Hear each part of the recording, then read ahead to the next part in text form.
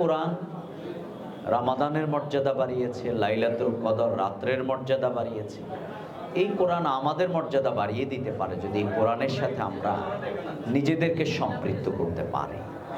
আমরা সকলে চেষ্টা করব ওয়াতাসিমু বিহাবলিল্লাহি জামিয়াও ওয়ালা তাফাররাকু, আমরা যাতে করে এই কোরআনের সাথে আমাদের জীবনটাকে আমরা একত্রিত করতে পারি, সম্পৃক্ত করতে পারি। আমরা যাতে করে কোরআনের সাথে আমাদের জীবনটাকে আমরা মিলিয়ে নিতে পারি। এই জন্যে হিসাব নিকাশের সাথে যারা রোজা রাখে, এই যে এলাকায় এখানে বেশিরভাগ ভাইয়েরা হচ্ছেন ব্যবসায়ী, আল্লাহ বলছেন হিসাব নিকাশের সাথে যারা রোজা এই মাসটাকে অতিক্রম করতে পারবে, মান সামা রমাদানে ঈমানা ওয়া ইহতিসাবা গুফিরা লাহু মা তাকাদ্দামা মিন যানবি।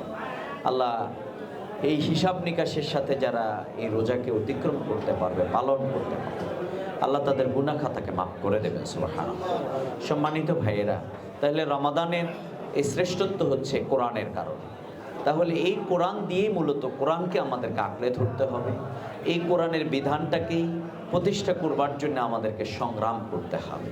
ওয়াজাহিদু ফিল্লাহি হাক্কা জিহাদি, আল্লাহ বলছেন সুপারলেটিভ ডিগ্রি ইউজ করা হয়েছে, তোমাদেরকে সৃষ্টি করা হয়েছে এই সংগ্রামটা করবার জন্য, অন্যায় অবিচারের বিরুদ্ধে লড়াই করবার জন্য।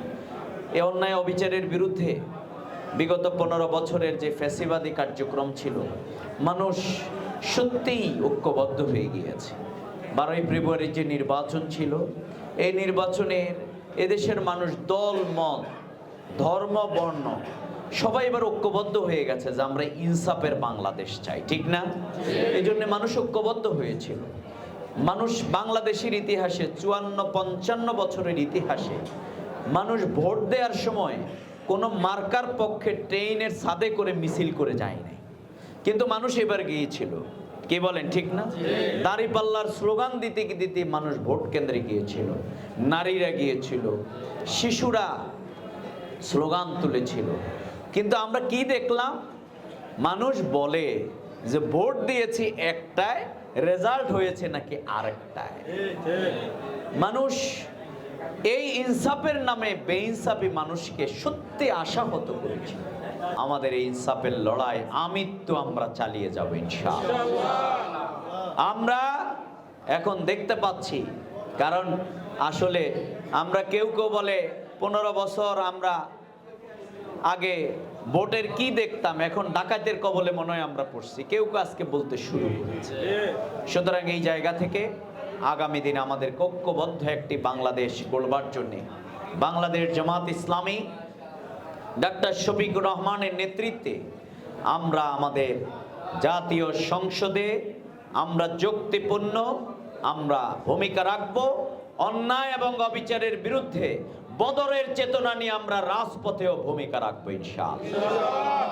আমরা এই দেশকে কোনো চাঁদাবাজ, জুলুমবাজ, দখলবাজ কারো হাতে আমরা ছেড়ে দেব না, কারণ এদেশের মানুষ ইনসাফের পক্ষে রায় দিয়েছে।